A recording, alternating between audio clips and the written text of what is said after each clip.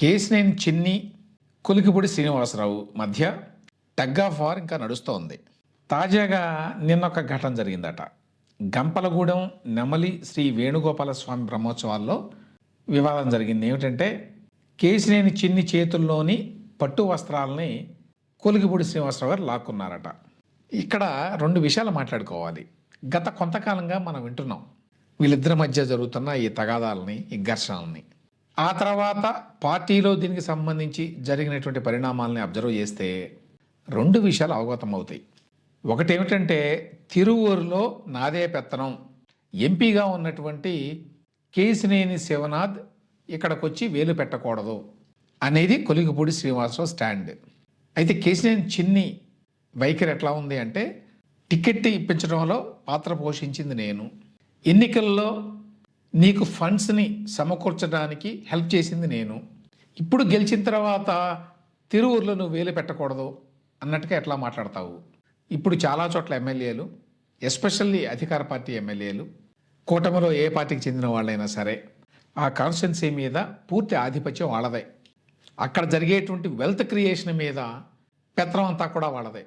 Wealth creation అంటే ఏంటి? ఇసుక అమ్ముకోవడం, క్రషర్ యూనిట్లు ఏమన్నా ఉంటే వాటి మీద ఆధిపత్యం, అక్కడ లోకల్గా జరిగేటువంటి పనులు ఏదన్నా ఉంటే రోడ్లు వేయడమో మరొకటో, ఏదైనా కన్స్ట్రక్షన్ యాక్టివిటీ ఉంటే అందులో వాటాలు, అక్కడ లిక్కర్ షాపులు పాడుకొని నడుపుకోవాలి అంటే స్థానిక ఎమ్మెల్యేకి కప్పం చెల్లించుకోవడం, కొన్ని చోట్లయితే అసలు ఎమ్మెల్యేలే బినామీ పేర్ల మీద లిక్కర్ షాపులను నడుపుకోవడం, ఇట్లాంటివి చాలా జరుగుతున్నాయి. ఒక రకంగా చెప్పాలి అంటే పాతకాలంలో పాలెగాళ్ళు అని ఉండేవాళ్ళు, ఎస్పెషల్లీ రాయలసీమ ప్రాంతంలో.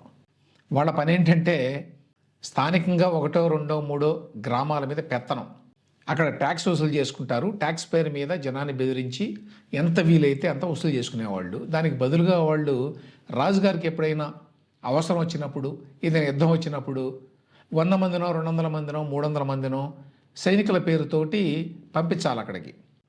ఈ లోపల వాళ్ళు పోషిస్తూ ఉండాలి. ఆ పోషించినందుకు బదులుగా ఈ పాలెగాళ్ళు స్థానికంగా పెత్తనం చేసేవాళ్ళు. అక్కడ డబ్బులు వసూలు చేసుకునేటువంటి అధికారం వాళ్ళకు ఉండేది. ఇప్పుడు కూడా జరుగుతోంది అదే, కొంచెం సోఫిస్టికేటెడ్గా.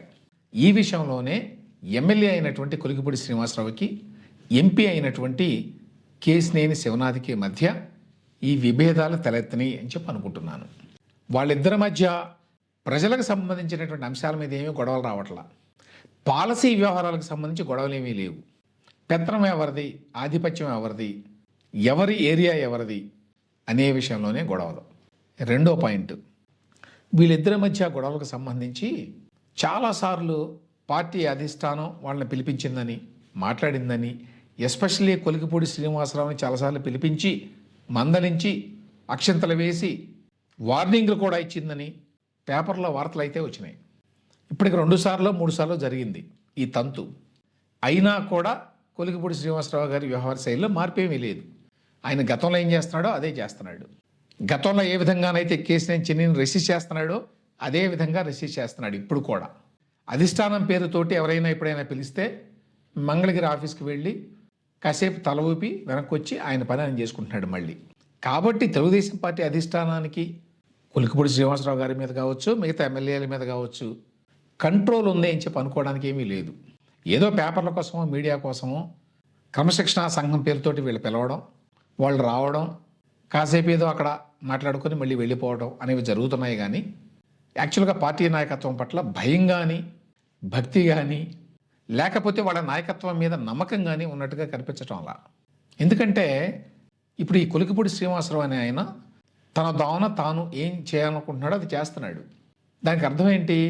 ఒకవేళ నేను ఏదైనా ఇష్యూస్ని తీసుకెళ్ళి అధిష్టానానికి చెప్పినా కూడా వాళ్ళు దాన్ని సరిగ్గా అర్థం చేసుకొని రిజాల్వ్ చేయలేరు అనేటువంటి అభిప్రాయానికి ఆయన వచ్చాడనమాట. ఇక్కడ ఇష్యూ ఏంటి? కేశినేని చిన్నితోటి ఆయనకి పట్టలేదు, ఏ ఇష్యూస్లో పడటం లేదు.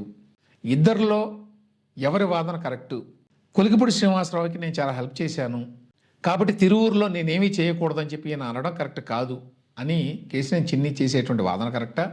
లేదు, నేను ఎమ్మెల్యేని తిరువూరుకి కాబట్టి ఇక్కడ మొత్తం పెత్తనం నాదే, ఎంపీ వచ్చి వేలు పెట్టడానికి లేదు అని అంటున్న కొలికిపూడి శ్రీనివాసరావు వాదన కరెక్టా అనే విషయాన్ని తెలుగుదేశం పార్టీ అధిష్టానం తేల్చలేకపోతోంది అనేది అందరికీ అర్థమవుతుంది.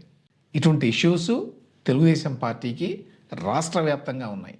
వీటిని ఇట్లాగనే వదిలేస్తే ముందు ముందు చాలా సమస్యలు వస్తాయి.